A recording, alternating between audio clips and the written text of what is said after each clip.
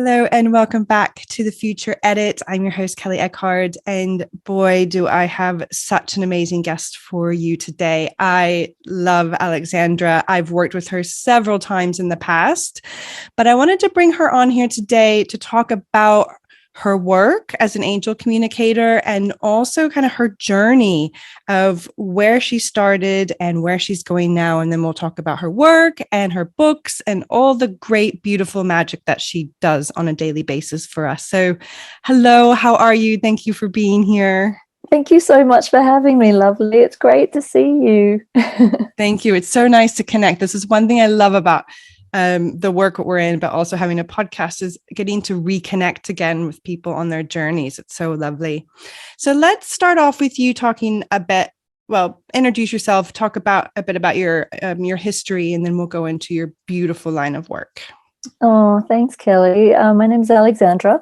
You might hear from my accent that I grew up in Australia. I live in London, UK. I've been a seer ever since I was a child. I've always been very clairvoyant and very connected. Basically, I think part of the reason why I came in so open is that I died at birth. My mother was told that I was going to be a stillborn, and very traumatic birth. And by some miracle, I was resuscitated. I'd actually flatlined.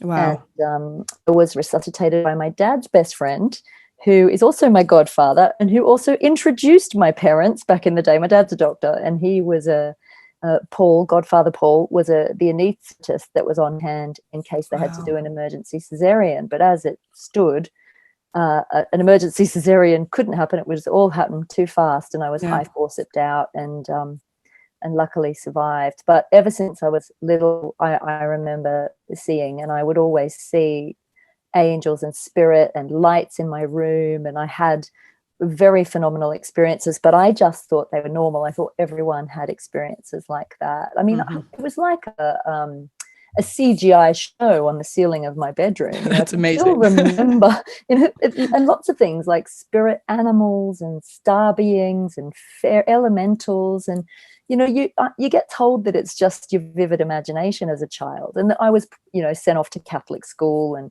it was all systematically kind of shut down. But I remember being about 14. I had my first calling. It was like a calling from spirit when I was about 14.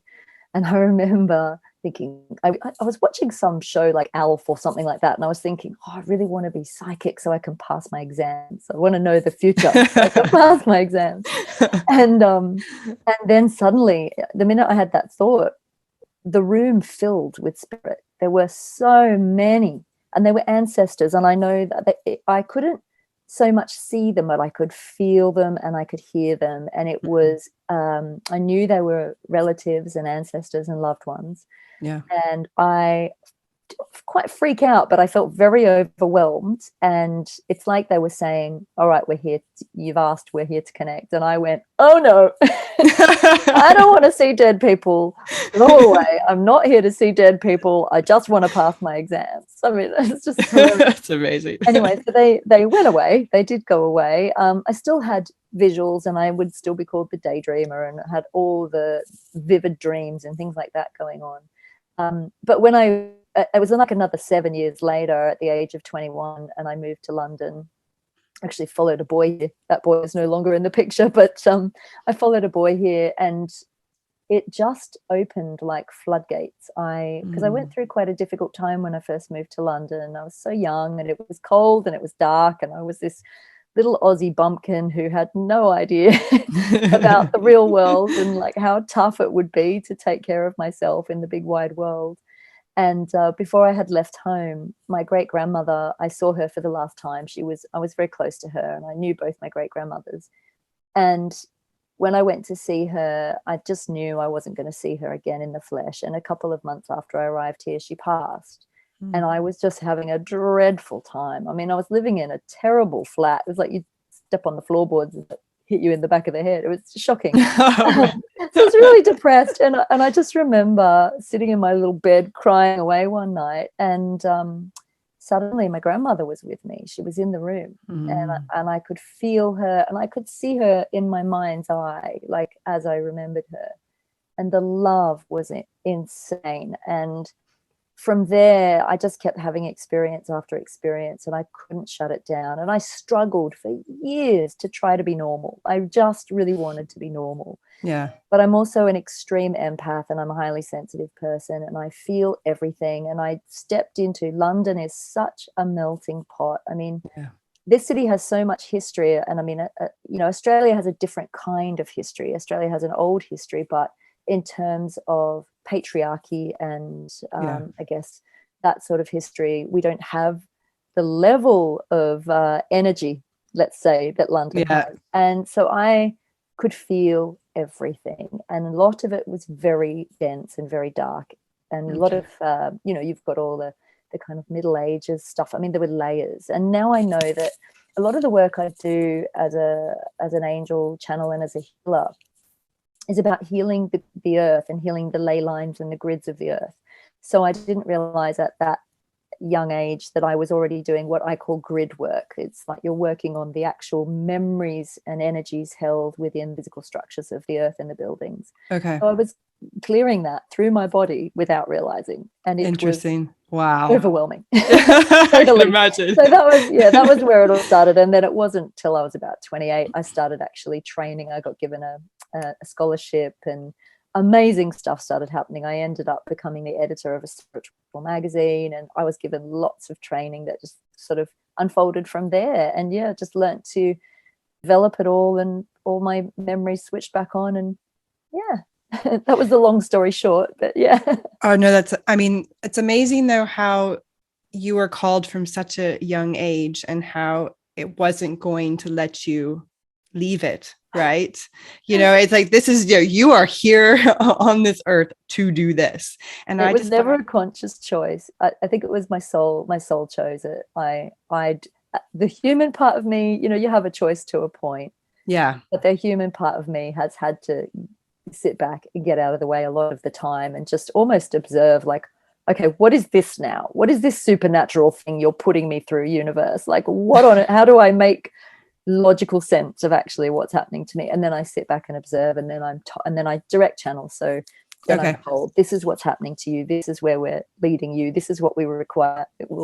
Not require, but request that you would do. And it's always an invitation. It's never you have to do this, but you know, there's certain things that I think as a human you can negotiate. It's a two-way conversation. I'm always like, excuse me, if you want me to do this, you have to bring me the money, the means. It has to be fun. And so well, I mean, because I mean, this is your line of work as well, right? So when it comes to chatting, you know, talking to spirit and opening yourself up to be a communicator for us, there it also needs to be a support system for you as well, right? Because it's like, so talk about your line of work that you're doing right now. What is it that you're working on at the moment? I've been in the writing cave actually for the last few years quite a lot, and I've released an oracle deck. This is Archangel Fire Oracle. And basically this is 12 years of my work. This was my original channelings from the archangels. It's usually been the archangels for me. I work with all angels and I work with spirit multidimensionally, but my first port of call is usually the archangels. And when I was editor of Prediction, I started writing a column, and it was called Archangel Alchemy, and I developed it into a book.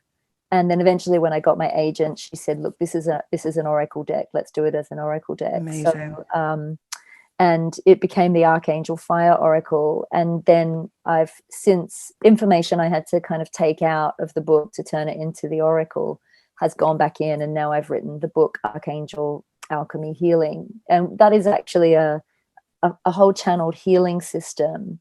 And I call it angelic technology because they give me they actually give me science. They give me information in mathematics and sacred geometry, and they talk to me about how spirituality and science are actually one in the same thing, and we need to learn how to bridge these worlds together now. So I'm given symbols and shapes to work with, sounds and tones and things like that, energies. And I talk a lot about the sacred flames of the angels, and these are like cosmic rays and energies that we can harness through these symbols, and as the channel pull them down and use them in healing. And it's actually really simple process. But I've given everyone everything in that book.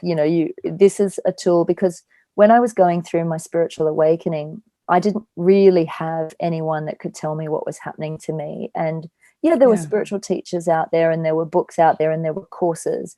But the level of experience I was having, no one seemed to be able to talk about it. No one knew about it. There was no guide. And I wanted to create a book. This is very much like a handbook, and I take people right through the beginning. I mean, it's mostly guided by the angels, but it talks a lot about, how to develop your clairvoyance, because I believe everybody can do this. We're all psychic and we are all healers. It's just about developing it. So I teach you how to develop all your own gifts and abilities. I do my full channeling checklist and all my protocols that I go through to channel. So there's exercises in how to channel. And I also talk a lot about the dark side of spirituality, how to protect yourself. What is psychic attack? What is false light? How do you overcome stuff like that? What happens when you're overwhelmed by your emotions? How do you go in and make friends with your emotions? And there's a whole chapter on working with your body consciousness and what I call the body angel, the angelic intelligence within your physical body for healing and to help you move through. And then there's literally the whole healing system. But every chapter has a section on the science of it. There've been incredible studies, scientific studies on spirituality, on quantum physics, on how healing works, on spirit, and how scientific studies that actually quantify that life beyond the physical exists. And so I've woven those through. Every chapter has like the science of light language, the science of angels, the science of diamond frequency, the science of music and how music helps you heal, and brainwave entrainment, and all kinds of things. So even talking about death and dying and what happens when the soul passes over and goes through that portal into the other dimensions. So proof of life after death, proof of heaven, as Eben Alexander would call it, and I've mentioned his work in there as well.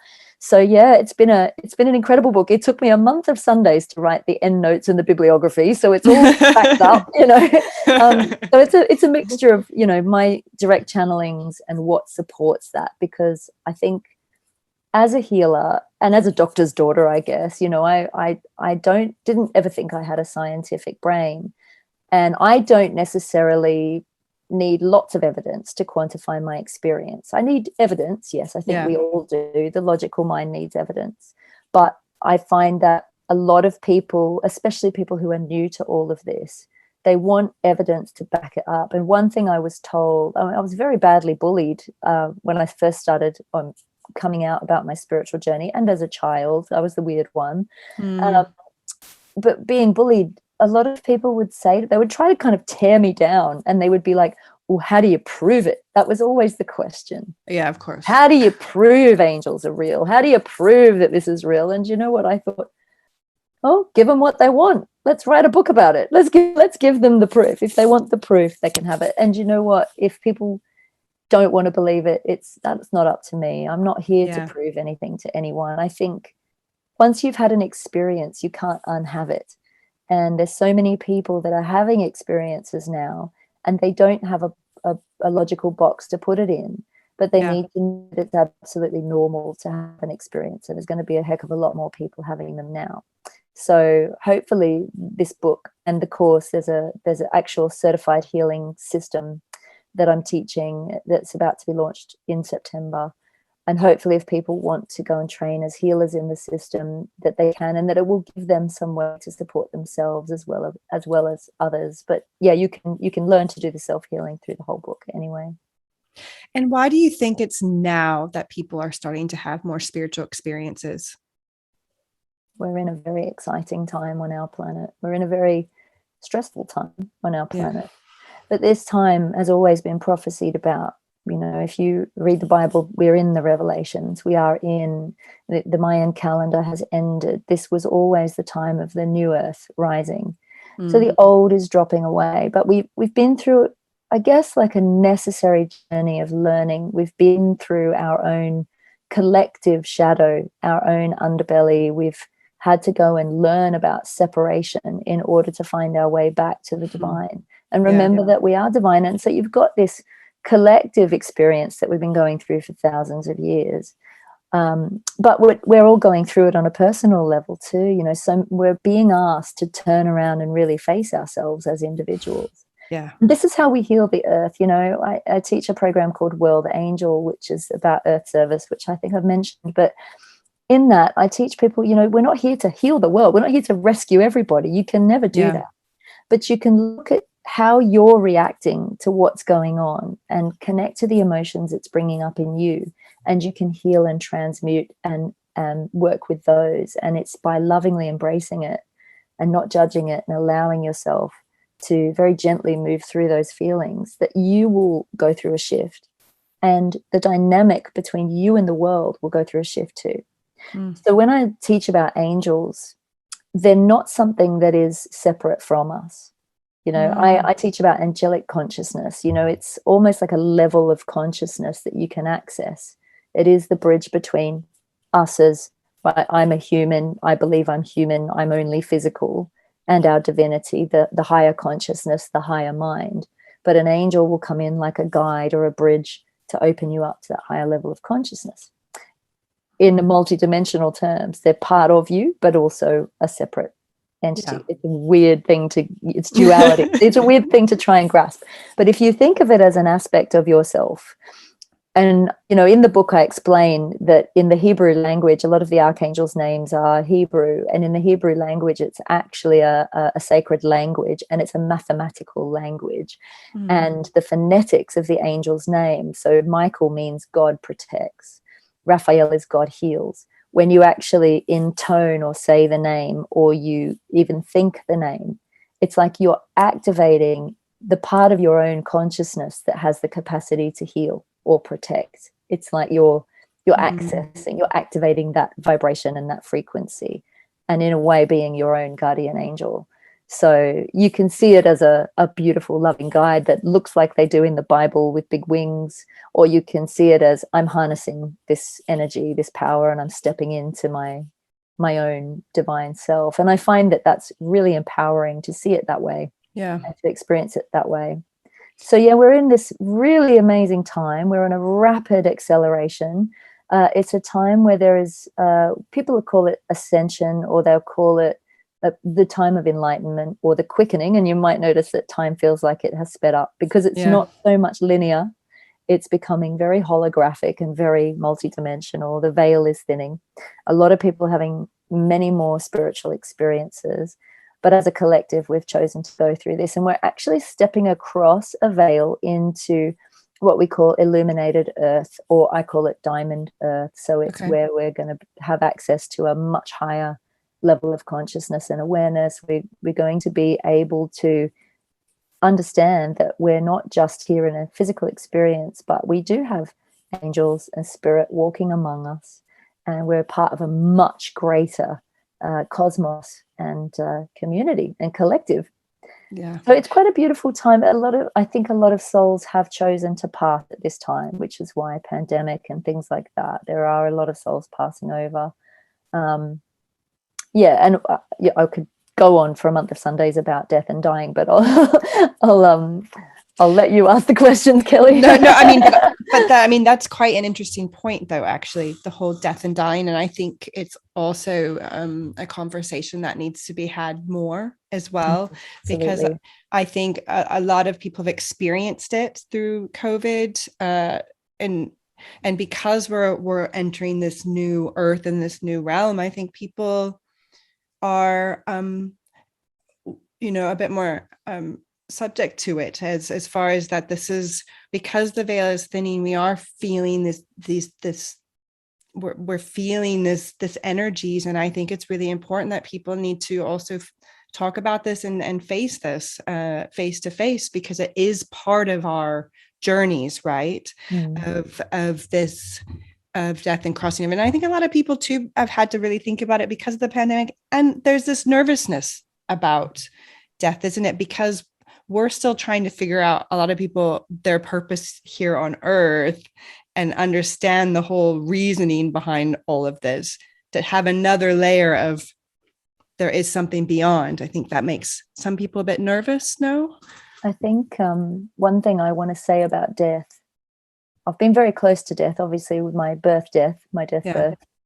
I've been very close to death my whole life, and I've never really feared death. I think because I've been able to see beyond and seen, had glimpses, and well, more than glimpses, whole forays into the other side, whole visits to the other side. Wow. And I will say that it's actually, when viewed from the other side, death is actually a birth. And it's actually very beautiful. I do a lot of soul midwifery, what I call death doula work, where I help people to cross over. And one of the people I talk about in my book is Dr. Raymond Moody, who has studied something called shared death experiences. And I've had quite a few shared death experiences where when a person is passing and they're very afraid to let go and pass, I'm able to travel part of the way across the dimension, across that divide, and take them across. Wow. And hand them into the arms of loved ones and angels and spirit on the other side. So they feel like the way is smoothed.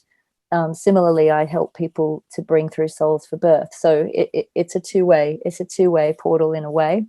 Having seen a lot about death and spoken to a lot of people who've had near-death experiences as well, they will tell you that it's all love, that there's nothing to fear. It is, you go home to love, you go home to the divine. You realize people who've come back from a near-death experience, and I am one. I was very young when I had my near-death experience, but I do know that there's a level of love that you touch, that you bring back with you, and you can't unhave that experience. It will change you forever. And even people that have been around death, I've got families involved and who've helped people pass, and had the family get involved in just holding the space. And every single one of them will tell me that they've had quite a mystical experience, felt the soul leave the body, understood that it was okay. Very recently, my uncle passed, and my cousin messaged me and said, "How can we speed this up? He's not letting go, and it's so painful." And I said, "Well, I can't speed it up. We can't screw with his free will. He goes when it's his time to go, but it can help if you give him permission to go, because often we hold on, or we're so sad about that person leaving. And actually, if we hold on to them too much, it can make their death more elongated, or like stretch out the process, and it can actually make it harder for them to leave." So I gave her a little bit of advice, and I talked her through how to open a pillar of divine light around the person. Nice. And ultimately it's just your intention. And I said, "Look, just let him know it's okay for him to go." Yeah. And she did that. And the minute she said, "Dad, it's okay, you can go," he took his last breath. So it does, we do have the ability to help people pass well, and pass in a way that it can make them comfortable, and they're always going to be around. I've got to say, it's so heartbreaking. I just lost a friend last week. It's heartbreaking. I still, as a human, I grieve, even when I know exactly the person's gone to a good place. We mustn't discount our emotions. It's actually really, emotions are very valid. And my heart goes out to anybody at the moment. There's a lot of death around at the moment, and my heart really goes out to anybody who's lost people. I've lost several people in my family recently. It's very like, whoa, how many more are going to step across? But it is actually, when you realize you can still connect with them. And even though I was afraid to see dead people when I was young, it's one of the most beautiful and humbling experiences you can have. Yeah. I've been taking a break from the one-on-one sessions, but when I was doing sessions, one of the things I would do, instead of doing a mediumship reading where I would connect to the loved one, I would actually guide them through a process so they could connect to their loved one themselves. So nice. I would take them part of the way through the portal in a meditation, and we would open the door, and they would meet them in a safe, secure room. And everyone had an experience. There wasn't one person that didn't meet with their loved one. So it is absolutely possible to stay connected to somebody that you love on the other side. And as my cousin says, it's like having a telephone to heaven, and or a Zoom to heaven. And it is actually really beautiful. But I will say, they don't go anywhere. They're around you. They can still hear you. And when you have a loved one pass, if they show up in your dreams, that is a visitation. Okay, it's like the mind playing tricks on you. They often come to say goodbye. And you might feel the brush of a cheek, or I had my nose pinched the other day by my Oh my friend. God, that's really cute. I was falling asleep and I got this. I thought that is so something he would do. I love that. Still very characteristic. Yeah, exactly. Still hanging around. Yeah, I think that, I mean, it's really interesting because unfortunately my mom has been diagnosed with terminal cancer, and we've been a lot of talk about death and kind of what is to be expected.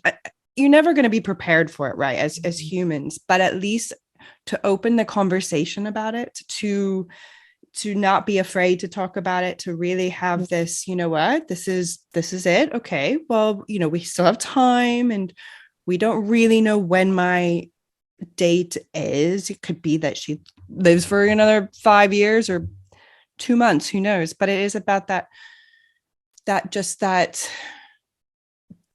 honesty, that openness to to have that open conversation. And I'm glad you brought that up, because I think it's so important. And we keep telling friends as well, like, oh, do you talk about it? Yeah, we do, because it's a must. You don't want to leave things left unsaid, do you either? You need each other to know how much you care and what matters to you and how important that connection is. Exactly. Because I think if you can have that now, there also will be no regret moving forward, right? That, okay, it was said that when that last breath is actually taken, it's okay, you know what? I'm at peace now. We've said what we need to said. We've really tried to understand it as much as possible. You're never really going to understand why certain people go when they do, or why they have illnesses at that time. But it is, you know, trusting the process and your life's purpose as well, I guess, you know, to live it out to the fullest, hopefully. I'm so sorry about your mum, honey. Sorry to hear that news. And it can be shocking as well for you. I mean, you will go through a transition as well with her. Yeah. I think it touches you. It does change you. It will change you. But it can change you in ways that can be beautiful. You know, that rawness of our deepest times, our hardest times can be actually quite alchemical in a way. Yeah, absolutely.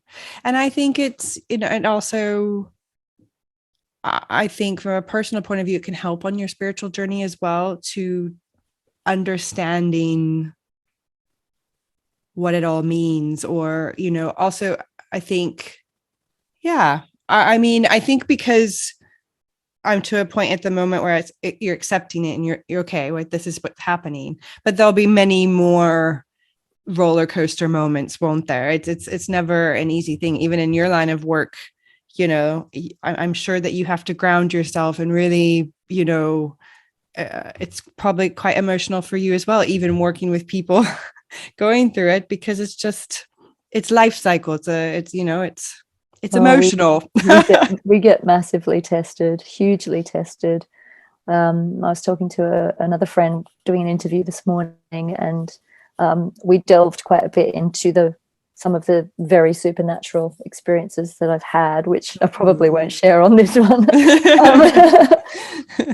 But the pain of that, I mean, having, you know, you go through personal deaths all the time, having to let go of parts of yourself and your personality that you might have been quite enamored with. But having to really let go. And we're really at a time of letting go. You can't really hold on to anything or anyone. And, you know, this material path we've been on through this patriarchal society of, you know, wanting to work all the hours, make all the money, so we could buy things. And it's like, are we really fulfilled?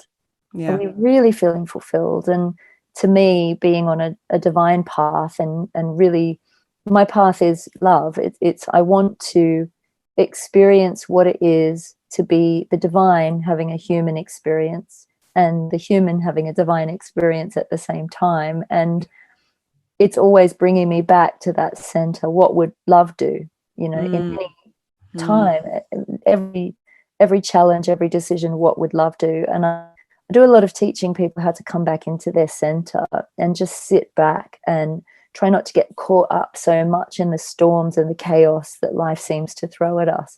And if you can drop down out of your mind and come into your heart, and I just say become like water. Like imagine that you're just letting water, like let spirit wash through you like water. Let the divine work through you and get out of your own way and let go resistance, because life will carry you a little bit then. You'll be in flow. If there's anything you can't control, do not try and control it. I read this fantastic quote the other day. I think it was Coco Chanel, and it said, "Stop beating your head against a wall trying to turn it into a door." I thought, oh my God, that's been me for most of my life. I've only just got it at the tender age of 44 to just sit back, relax, and let it happen. Sometimes you've got to let it happen. Otherwise, you'll find yourself in the wilderness. Yeah. There's a beautiful quote. It's actually right in front of me on my desk. And there was this beautiful singer on American Idol, and she called herself Nightbirde. Yes. Do you know that name? Oh my gosh. She came through. She appeared to me. She kept coming through to me, and I've been training my voice. I've been learning to sing, but I've been too scared to do anything publicly with it. And she appeared to me, and she went, "You must sing." And by some bonkers thing, I just went, "Okay, well, hang it. I'm gonna sing publicly." So I signed up, and now I'm booked to sing live at the Mind Body Soul Festival. Oh my God, amazing. And I'm like, oh my God, what am I doing? But anyway, it was this quote that really got to me. It went so deep into my heart. Yeah, wow, what you just said about, and it's interesting with Nightbirde as well. I had stumbled across her on Facebook or something. I know in the US they knew her very well. Yeah, I mean, being in Germany now, I missed out on so much of that stuff. But that quote as well literally was the same. It just literally pierced me, and I've written it out as well, and it's in my book. And I wanted to get a tattoo, like going all down my arm, just because I'm beautiful. Like, this is so important for people. It's probably one of the most important things I've ever heard, you know, because I think just when you're in the line of work of spirituality and helping people, you still also go through stuff, like you said, like you've been through lots of trauma and things that you have to deal with. And you can't wait for things to be good to choose to be okay and to be happy. And I think, especially in our day and age, it's like we're waiting around for something magical to happen, but it's our choice that we have to do that, right? And like we can have angels and spirit guides guide us and help us along the way, but in the end, they're also giving us that choice to say, you know, you've got this. I'm giving you all the tools to love yourself. And I just find that, why is it so hard though for us to love ourselves? I mean, it should be the simplest thing in the world. Like you said, we're born alone and we die alone. And somehow in the middle, we forget or we lose this self-love, or maybe we're never taught it. But I think with the work that you do, it can really help people see themselves for who they are, as beautiful human beings with so much love to give and to give to themselves, which I think is a very bottom line message that we all need to hear, right? I think also if you can connect to your self-love, then you can connect to your truth more. And this is one of the reasons why I teach channeling. Channeling is not just a party trick. Channeling is, if you can channel, then you can really clearly hear. It's not about necessarily connecting to angels or spirit guides or deceased loved ones. So that's part of it. But ultimately, the best form of channeling is to connect to your own divine voice, your own higher mind, your own highest soul self. And if you can do that and connect to your own divine will and authority, you can't be lied to.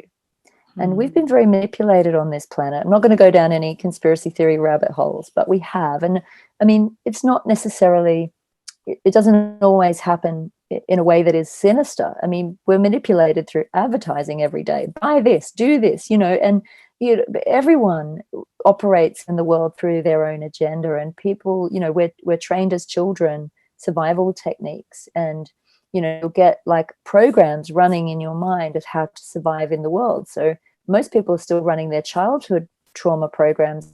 I need to get this out of people so that I can be safe.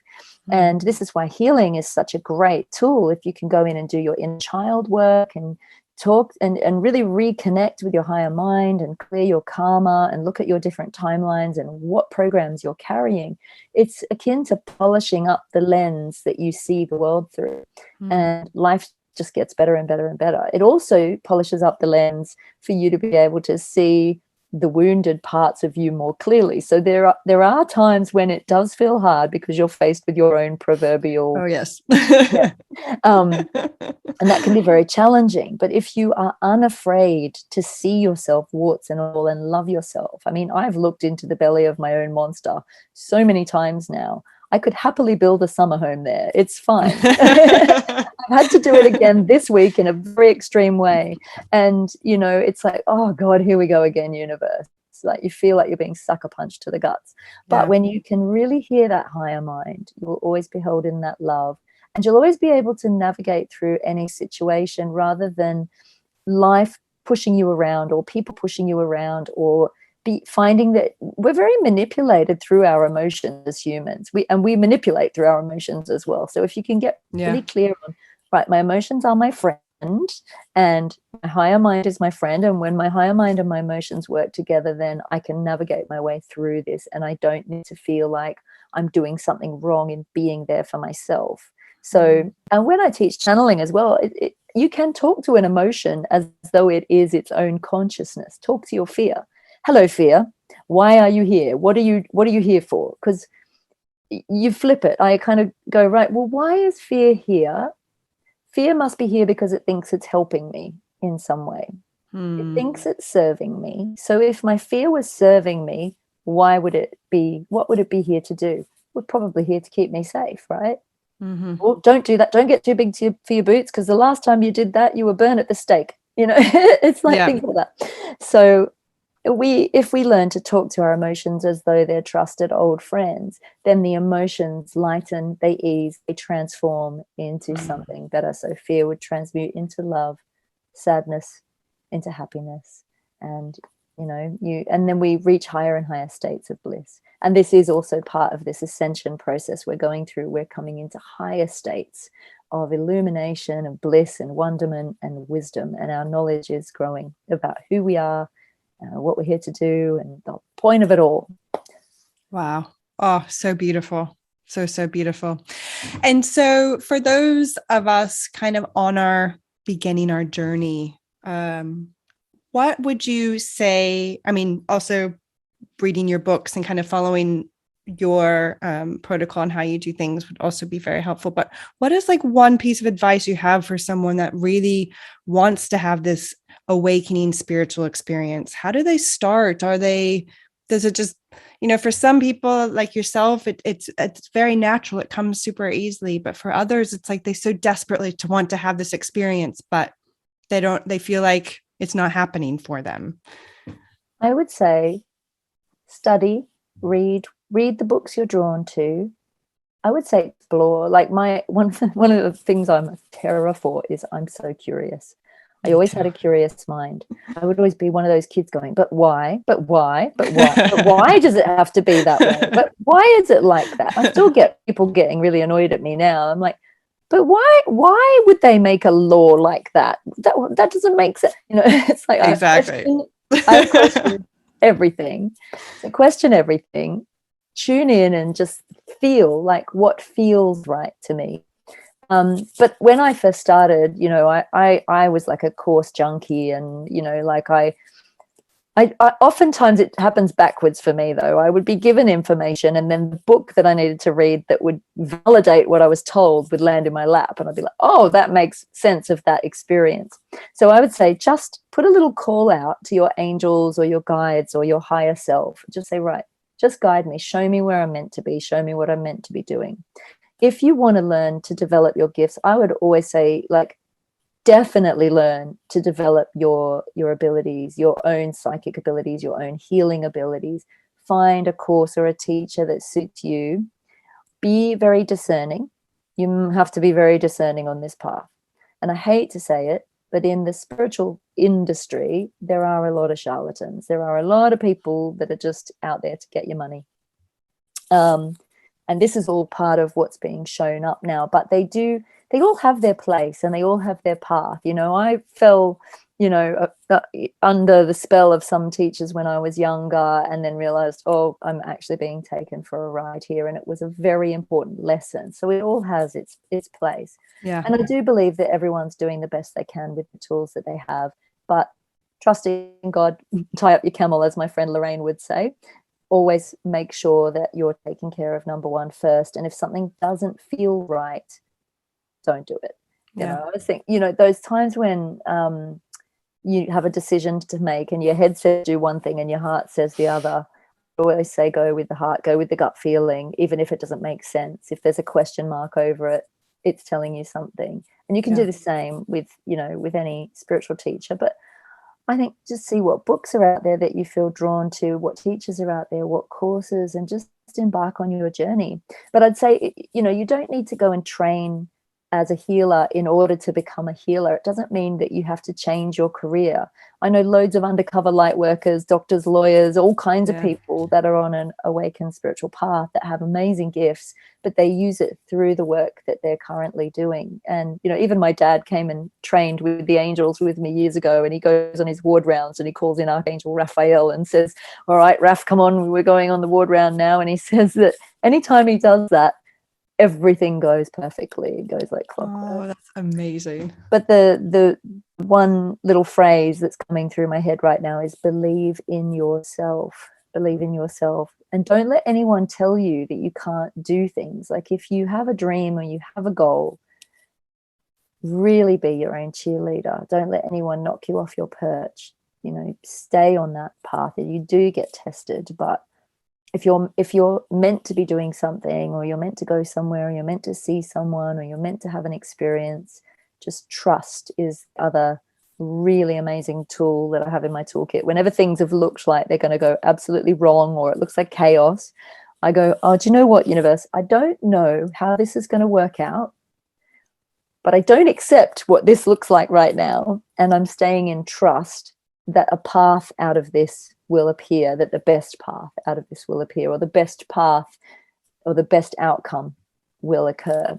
And it's like the sword of truth. I always put my sword in the sand and go, I'm staying in trust and I'm not moving. So show me the best solution. And it always appears. Wow. I think you just were talking at me this whole time. Great to hear that. It's when it's like, okay, yep, okay, yep, I got it, got the message. Even no matter how bonkers it looks, right? Like there's been so many things I've been through that have not made sense and have been really painful and really hard, and I've just gone, I'm not moving from my faith, I'm not moving from my center, I'm not moving from my trust. And that includes the pandemic. I mean, God, everything looked like it was going absolutely nuts, and I just sat here and went, this is happening for the greater good, and we're going to see it. We're going to know. And I got told it was the changing of the guard, but the changing of the guard is basically happening within us. We're moving from a space of maybe not knowing what we want into really being aligned to our own integrity, our authenticity. We're being moved into our hearts so that our hearts lead the way. And this is now as a collective. So we're moving into such a beautiful field of divine oneness. We're reuniting as a collective consciousness, and being divine doesn't just mean you, it means we're all part of that divine oneness. We're all part of that one soul that has kind of split off into individuals to know itself, but we're going back into that. Oh, look, what hurts me hurts my brother. What lights me up lights up my sister. So everything that we do for ourselves, we're also doing for each other. And that's also a bit of advice too, like look at the mirror. If somebody's being difficult, what are they teaching you? Oh, wow. I could sit here and talk to you all day. You're just so wise and have beautiful. Don't get me started, Kelly. I'll just ramble. So, I love it. This has been so amazing. Is there anything else that you would like to tell us before we end today? I'd love to pull a card for everybody if I could. Oh, yes, please. I feel Absolutely. like let's do a little Archangel Yay, Fire with our cards. I'm so excited. Let's see which angel wants to come through for the group. So yeah, these cards, they're an alchemical healing journey. There's 40 of the angels in here. There's loads more than 40 archangels, by the way. There's infinite, but these 40 wanted to come through. And this is basically what I call the ladder of ascension. So it does consciously raise you up through all those steps. Wow. Takes you from the black ray through all the rainbow rays all the way up to the diamond frequency. And you can pull a card to get a little message. So it works like a normal oracle. Or you can actually do this deep healing meditations and processes in the deck that will actually help you heal through any situation you're going through. Ooh, here we go. Oh my God, this is exactly what we've been talking about. I always find when it's just, I'm such a true believer in oracle cards and tarot and all of it, because every time you pull a card, it is exactly right on the dot. I'm like, see, it's just a affirmation, confirmation of what we've been doing. So 2 have flown out. They literally flew out. So the first one is, this is Archangel Zapkiel, but I've depicted her in the deck as like the goddess Isis. Nice. And she represents the eternal mother. So it's the mystery, the void. This is the unknown, and this is the black flame. And, I always say, look, darkness doesn't have to be scary. The unknown, we just think of the unknown as scary because it's unfamiliar. But if we thought of what if the unknown wasn't endless black? What if we saw it as endless light? Would it then be that scary? In the mystery is where we find so much incredible stuff. So these 2 cards are so what we've just been talking about, this unknown, not knowing what to do and facing these deep initiations. So Zapkiel is creation from chaos is her keywords, and it says, stay the course. Your soul is calling you to deeper and higher wisdom. You are entering a new phase of creation, and many new gifts will be revealed. So if you're going through the wilderness, just know you're going to level up at some point. The light will switch on, and you'll have new information coming through. And it's funny because that's card number 2, and the other card we put is Zachariel, and he's card number 20.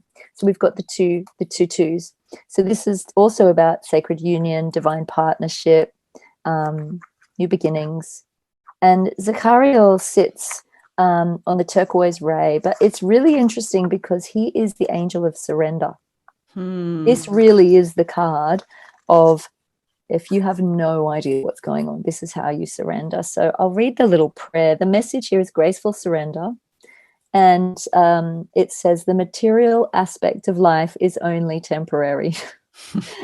Gently release any attachments to me. When you surrender, you open to receive that which is truly yours, and this too shall pass. And there's a little prayer here, which I'll just read because it's an invitation. If there's something in your heart that you're struggling with, or something in your life that you're struggling with and you don't know the answer, you don't know how to get out of it or come through it, you just hand it over. And you can, if you want to rewatch this at some point and light a little candle or hold a crystal or something, you can. But the prayer is, beloved Zachariel, mighty angel of surrender and release, I hand over to you all my cares, worries, fears, and doubts, all my hopes, dreams, and desires. Lift all my burdens from my shoulders. Clear my mind of anything hindering me from receiving the clarity that I need. Please bring me the best outcome to this situation, and you can think about your situation, for my highest good and for the highest good of all involved. I trust in you to bring about a swift and miraculous resolution which will occur in perfect divine timing. I surrender now to the will of the divine. I am ready to receive the blessings and miracles you and the angels are gifting me with. I ask that I easily recognize any gifts, blessings, and miracles as soon as they arrive. I surrender, I surrender, I surrender. It is done, it is done, it is done. Thank you. And the words that are popping into my mind now is divine right action. If you're lost, is ask for how would I act if I was acting in accordance with divine right action? Please show me how to work within divine right action for the person, the place, the event, the situation, and you'll never be steered wrong. And trust yourself. Oh, wow, that was amazing. Wow, really, really beautiful cards, by the way, as well. Those were really, really lovely. And the message. Wow, thank you so much for sharing your wisdom today. I really appreciate it. And for those of you that would like to find out more information about Alexandra, I'll have everything posted below. You can find out more about her group courses that she's doing. She has some online sessions coming up as well, her books. And if you want to know more about angels and archangels, she has so much information on her website, and also get in with her book, because it's a lot to learn there, and she's a great teacher. So thank you again, Alexandra, for being here today. I appreciate it. Thank you, Kelly. I'm so grateful, and thank you, everybody. And I wish you all well, and just be loving to yourselves.